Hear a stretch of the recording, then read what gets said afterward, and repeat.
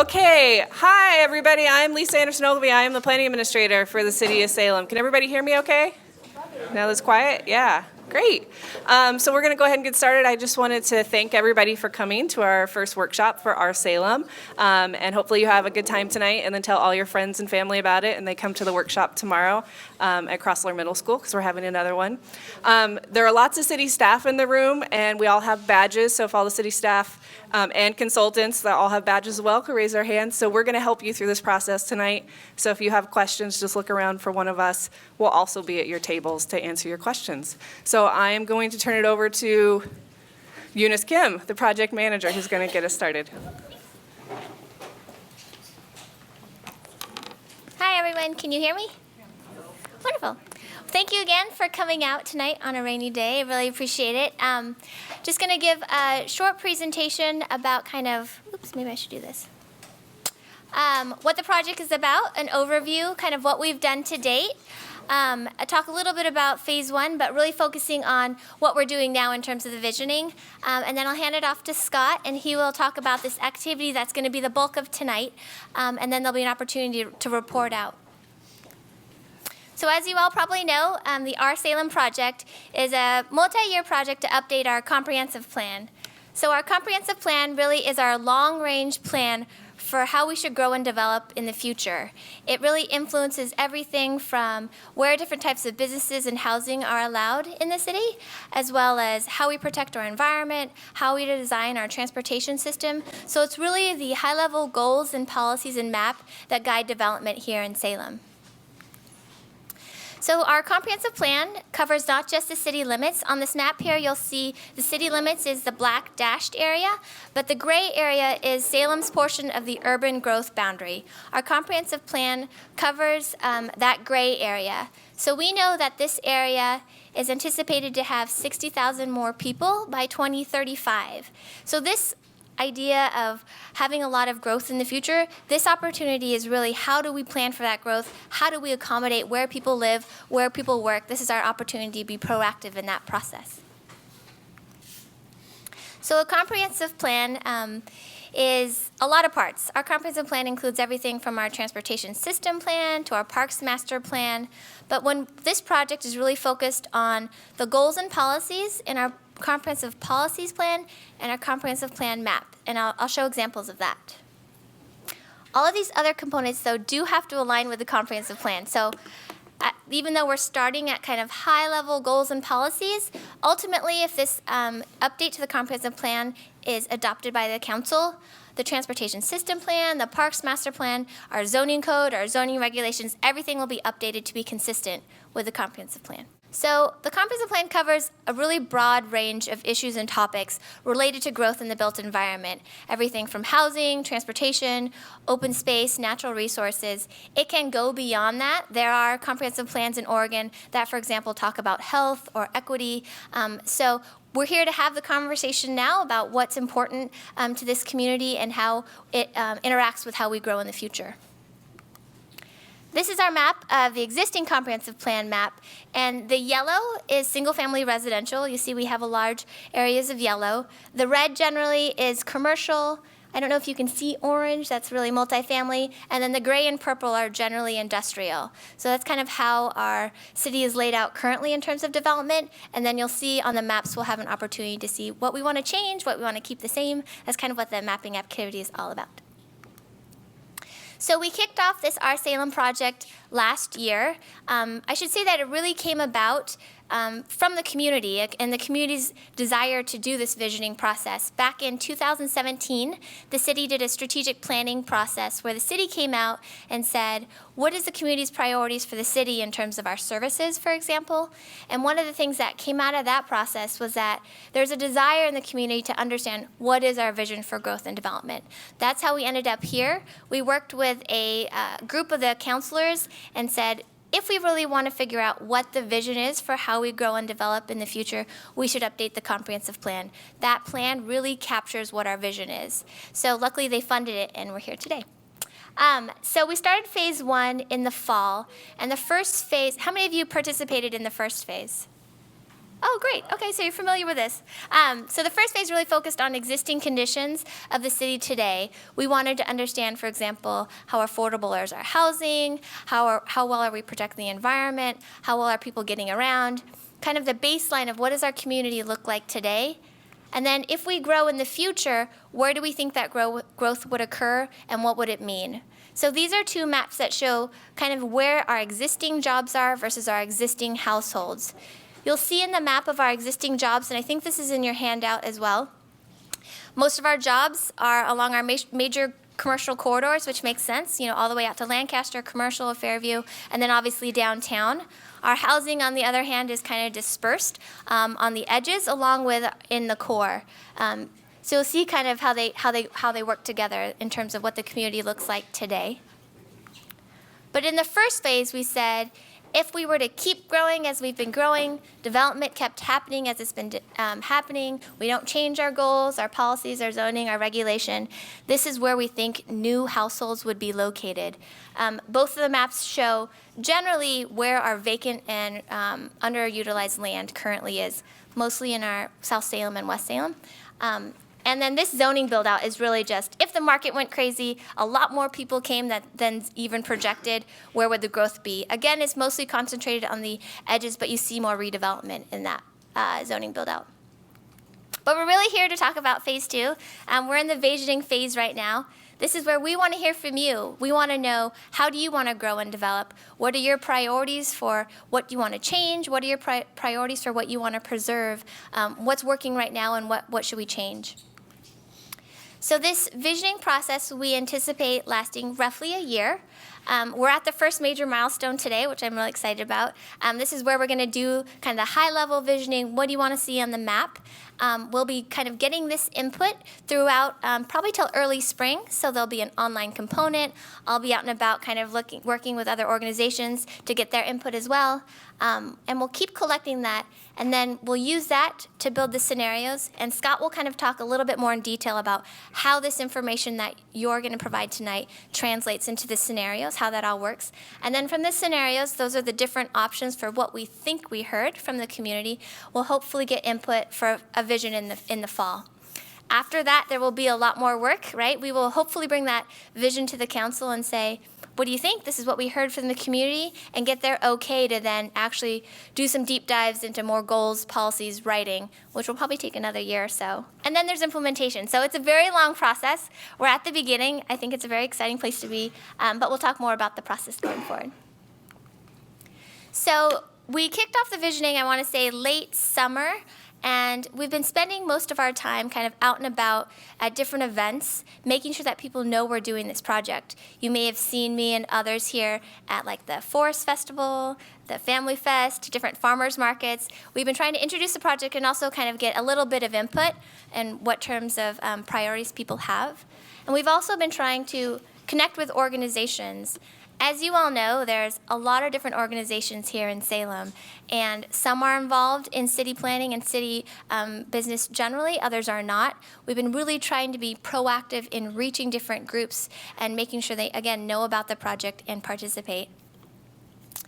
We have been getting, again, some input. So if you came in and we asked you to pin where you live, we want to understand if we are hearing from people across the city. Are there areas of the city maybe we're missing and we need to target? So far, I think we've seen pretty good geographic representation across the city. Can always be better, of course. And then we've been asking two main questions, both at the events and as we've been going to different organizations. What do you wish your neighborhood looked like? What do you wish you had in your neighborhood? And then what are your priorities from the city for the city? So for the neighborhood, parks, trails, and bicycle lanes really rose to the top. And then for the city, a better protected environment, more ways to get around without a car, and more parks and trails rose to the top. The neighborhood question we really wanted to ask because a lot of folks talk about their neighborhood. They most intimately know where they live and what they would want to improve. And a lot of people talk about wanting a walkable neighborhood or a livable neighborhood. And we just want to understand, what does that mean? What really are your priorities at the neighborhood level? I will say that we did get a lot of other comments. Folks talked a lot about traffic and the need for a third bridge. People talked a lot about the housing situation, needing more affordable housing, needing to address the homeless situation, and then safety on the streets, whether it's pedestrian safety, slowing traffic down, were kind of some of the big other topics that we've heard so far. So I'm going to pass it off now to Scott. If there's any questions at the end of the presentation, we will take questions before we break out into groups. Thanks. All right, thank you, Eunice. And thank you, everyone, for coming out tonight on a rainy night. This is really a fun chance for you all to be planners for a day and really try and shape the future of Salem moving forward to 2035. This is the first of 3 workshops we're going to hold in 2 weeks. These 2 weeks, we have 2 English workshops, one tonight, one tomorrow night, and then we have a Spanish-focused workshop on October 25th.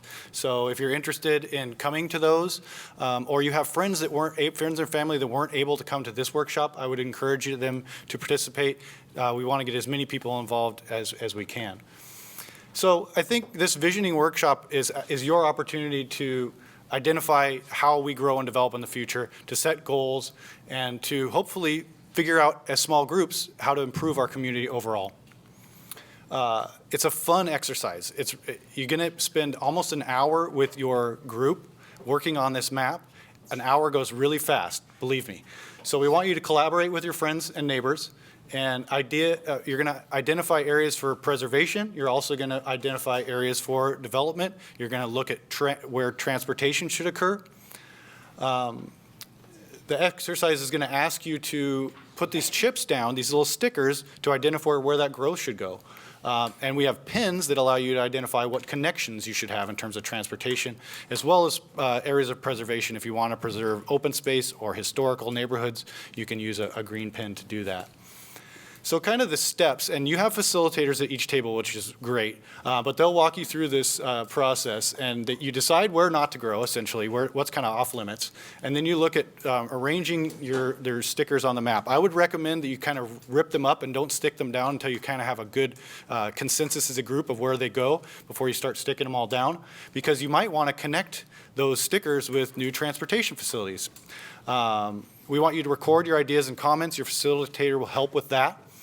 And then the neat thing is at the end, you're gonna elect someone from your group or a set of people to come up and share your ideas and your vision with the rest of the entire group here doing the workshop. So we have, oops, sorry about that. We have these stickers. I call them workshop chips.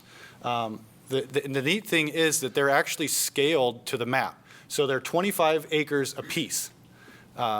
And the neat thing is each of these chips has a certain number of jobs and households associated with it. So that 25-acre chip, maybe a residential neighborhood, has a certain number of households and a certain number of jobs within it. Now the packet we gave you, you have a set of about 140 stickers or so that it'll get you to that 2035 forecast of 60,000 people, about 23,000 households, and about 22,000 jobs. So it's kind of, you're actually trying to figure out how to fit all this new growth in Salem. It's going to be a challenge. That's kind of the point of the exercise. So looking at these, I'm going to go through and just describe what these stickers mean. You also have a chip menu at your table here. So this is another good reference guide, so you don't have to remember or write down everything I'm going to say, but this is going to help you with that chip guide. But the first one is the most intense chip would be the urban center. This would be like downtown. So this is large-scale retail office. It could be mixed-use buildings. This chip has about 600 jobs and 600 housing units that you are placing down. The next one would be mixed use. So these are other mixed use areas, not quite so tall and big as downtown, maybe 3, 4, 5 stories of mixed use type development. This could also be horizontal mixed use. We show kind of vertical mixed use, but if you have mixed uses next to each other, it could be a mixed use type as well. 380 housing units and 150 jobs. The next one is urban neighborhood. This urban neighborhood is really mostly multifamily and compact types of plexes and townhomes, but it also includes some neighborhood services for those types of activities. The next one, which I really like, and this is one unique to Salem. I've never really used a sticker like this in the workshops we've done before, and we did this because of a lot of what we've heard over the summer is that neighborhoods are really close to everyone's heart, and people want to have the services and things close to their neighborhoods. So this neighborhood hub is majority single-family homes. It's got some, probably duplexes and townhomes, but it has neighborhood scale businesses that you would be close in proximity to your neighborhood. This is 330 housing units, 230 jobs. This one here, the last one on this slide, is single-family homes and townhomes. So this is primarily residential only, but it has some jobs. So it's 200 housing units and about 25 jobs for that 25 acres. There's only a couple more to present. You got a question about the chip? Yes. Okay. How do you get 25 jobs in that last chip we just talked about? So there could be, that's a really good question. So what we would assume is there's some live work, so some people might work from home. The other thing is there might be a convenience store on the corner of that neighborhood that could have 4 or 5 jobs. Very good question. So these are kind of our more industrial and commercial chips. Industrial is a mix of industrial and office building or flex space. So we have no housing units in that chip, but we have 350 jobs. Office is going to be a little bit more intense office use, so multi-story office buildings, maybe mid to low rise. That's 490 jobs you're having that sticker, and no households. And then the commercial chip is going to be your office and your general commercial where you go for retail services. It does have some housing units because oftentimes this type of chip will be associated with apartments or plexes and things like that. So it's 100 housing units and 360 jobs for that commercial chip. And remember, you can reference that with these pictures on your chip menu, so you have that at your table. Community services. Now these ones are more about public facilities, so this would be things like senior centers, libraries, public services. So this would be not really much housing units, but a small amount of jobs, 20 jobs. And then you have open space. So this would be for parks and open space. You also have a green pin that you can use that, but if you want to have a specific chip for park and open space, you can use these. If you run out, we'll give you as many as you want. So you can ask for those as well. I should mention that you can trade chips. If your group decides that, oh my gosh, we've got too many of these urban center chips, we need to get rid of them, or we've got too many of these residential neighborhood chips, we need to get rid of them. Have your facilitator wave me down, I'll be the bank, and we can trade those chips out. And this will probably happen. So the goal again is to try and use all your chips if you can. I also mentioned drawing and infrastructure. On the map, you actually have a little symbol here that tells you what these colors are, but roads are black, red is transit, and bikes and trails are blue. So if you want to use, this is your pins for drawing in your transportation infrastructure. I mentioned one more pin, and that was your green one. And that can be used for protecting areas or for parks and for open space and things like that. So these are your tools, your stickers and your pins. I'm going to do time checks throughout the night. And so I'll say we're a half an hour in, you should probably arranging your stickers by now. I'll say we're about 15 minutes left. You should probably start picking your presenters and jotting down your big ideas for your presentation. And then whichever tables want to present, hopefully we have enough time at the end that if every table wants to present, we will allow that. If your table decides they don't want to present, that's fine as well. But that'll be fun. Each table has a facilitator. So the key is what do we do with these maps? Why do we have you do this? Are we just going to take them and say, oh, thanks for coming and sitting with us and putting stickers on a map? Well, no. We actually use these maps. So your public workshop maps tonight, we take these all back and we incorporate all the ideas. We digitize these maps. So there will be a digital version of these. We do it in GIS, Geographic Information Systems. So we'll have a digital map. And you'll actually I'm going to number these maps. And so if you remember your map tonight, when we post the results of these workshops, you can go look at your map compared to everyone else's map. The neat thing is you can start to develop themes and consensus and ideas to test with these land use scenarios. So we take that input that you give us tonight, and we're going to develop some growth scenarios for the future based on the ideas that you give us. They're not all going to be perfect. Some of them are going to have good ideas, some of them are going to have bad ideas. The idea is to test the differences so that you can ultimately come out with a vision and a future land use map when you do the plan. We evaluate these scenarios. I know there was a lot of you here from the first phase, which is great. So you probably are very familiar with this. We talked a lot about indicators and results and comparing scenarios. We had 20 of them that we selected. We're going to use these plus more as part of our scenario planning process. But these indicators let us look at the scenarios and look at things like how many new road miles, how many developed acres, how much open space, how much tree canopy. So we'll learn a lot of those, and your input tonight is going to shape those scenarios that we test. And we'll come back to you with those results, and we're going to ask you what you like about this scenario or what you don't like about this scenario. We'll bring the results back in graphic ways so that you're easy to understand, and you can weigh in again. So this is just one of many times we're going to be coming to the community and asking you what you think. And this will obviously lead to the vision in the fall, as Eunice mentioned. And then ultimately to the comprehensive plan, according to the vision. And the vision sets the stage for the overall goals and direction of the comprehensive plan.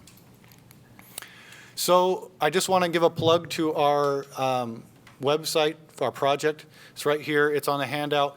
But this is a good way to stay involved. All of the results will be of this workshop, and all of the workshops will be posted there for you to take a look at. It looks like we've got a really good crowd. I'd like to take questions specifically about the process tonight. And if you have other questions, we can raise those with your facilitator. Yes?